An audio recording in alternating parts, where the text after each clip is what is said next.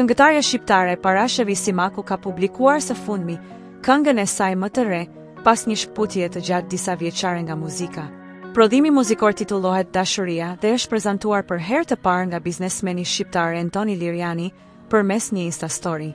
Një nga vargjet e këngës, A do të vish me mua se të dua, është zbuluar përmes një videoje të shkurtër të publikuar në rrjetet sociale, por duket se ky projekt nuk është pritur mirë nga ndjekësit.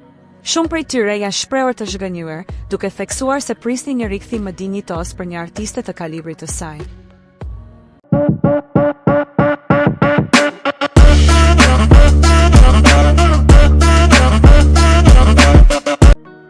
Komentet në rrjetet sociale kanë qenë të shumta dhe kryesisht negative. Disa ndjekës e kanë kritikuar stilin e këngës dhe mënyrën se si është prezantuar Simaku, duke e cilësuar të papërshtatshme për imazhin dhe moshën e saj. Nuk ka fjalë, është një moshë që nuk i shikon kështu o jam gabim, shkruan një komentues. Një tjetër ndjekës shpreh keqardhje për rikthimin e saj duke shkruar, e papërshtatshme për emrin tënd dhe moshën tënde.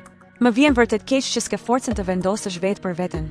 Pas kritikave të shumta, ka reaguar edhe veten Antoni Liriani, i cili ka sqaruar se kënga së bashku me 8 të tjera është krijuar në vitin 2006 dhe tani po prezantohet si një version i përpunuar.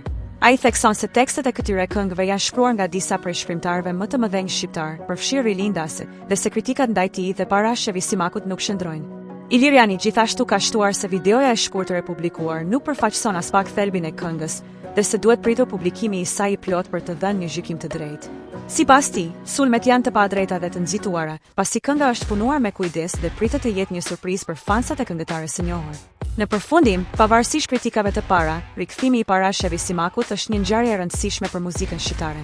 Mbetet për të parë nëse kënga Dashuria do të ndryshojë opinionin e publikut pas publikimit të saj të plot.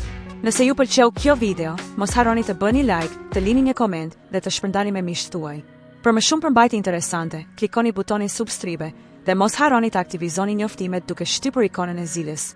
Vizitoni kanalin ton për të mos humbur asnjë video të re. Ju presim!